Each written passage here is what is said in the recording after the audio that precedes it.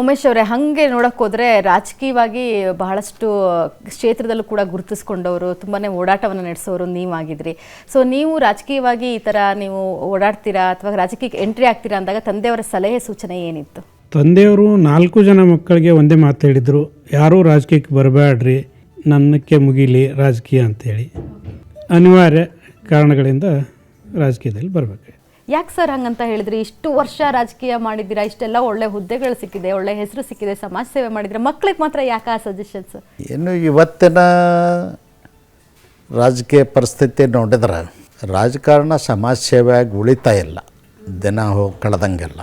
ಅದಕ್ಕಾಗಿ ಬೇಜಾರದಿಂದ ಹೇಳಿದ್ದೀನಿ ಬೇಡಪ್ಪ. ಗುರಿ ಅನ್ನೋದೊಂದು ಇದ್ದೇ ಇರುತ್ತೆ, ಒಂದು ರಾಜಕಾರಣಕ್ಕೆ ಎಂಟ್ರಿ ಆಗಲಿ, ಉದ್ಯಮನೇ ಮಾಡಲಿ. ಸೊ ನಿಮ್ಮ ಗುರಿ ಏನಾಗಿದೆ?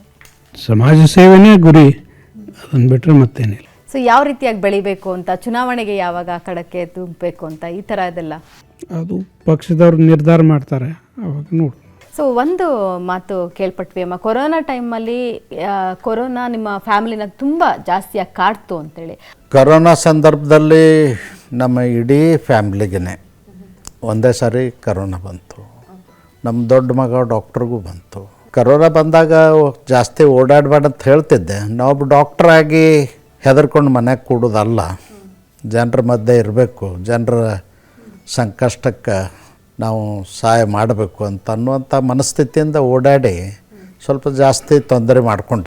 ಅವನಿಗೆ ರೀಬರ್ತ್ ಆಯಿತು ದೊಡ್ಡವನಿಗೆ ಡಾಕ್ಟ್ರು. ಅಮ್ಮ, ನೀವು ಅವತ್ತಿನ ದಿನಗಳನ್ನ ಹೇಗೆ ಎದುರಿಸಿದ್ರಿ? ಅಯ್ಯಪ್ಪ, ನನಗೆ ಆಗಿತ್ತು ಮೊದಲ. ನನಗೆ ಅದಲ್ಲೇ ಆ ಮಗನಿಗೆ ಬರ್ತದ್ದು. ನಾನು ಅಡ್ಮಿಟ್ ಇದ್ದೆ ಹಾಸ್ಪಿಟ್ಲಲ್ಲಿ. ಅವಾಗ ನನ್ನ ಜೊತೆ ಇದ್ದಮ್ಮ ಅವನಿಗೆ. ಆವಾಗಲೇ ಹಾಸ್ಪಿಟ್ಲ್ ಬಿಟ್ಟು ಮನೆಗೆ ಬರ್ತೀನಿ ಇಲ್ಲ ಅನ್ನೋದು ಗೊತ್ತಿದ್ದಿದ್ದಿಲ್ಲ ನನಗೆ. ಅಷ್ಟು ನೋವಾಗಿಬಿಟ್ಟಿತ್ತು. ಈಗೂ ಅದೇ, ಈಗ ಮಗನಿಗೆ ಹಂಗೆ ಆದ ಸಂಬಂಧ ನನಗೆ ಯಾವುದೂ ಇಲ್ಲಿ ಕೂಡಕ್ಕೆ ಮನಸ್ಸಿಲ್ಲ ನನಗೀಗ. ಭಾಳ ನೋವಾಕೈತಿ. ಆಗ ತುಂಬ ಆ ಟೈಮಲ್ಲಿ ತೊಂದರೆಗೊಳಗಾದ್ರು ಅಂತ.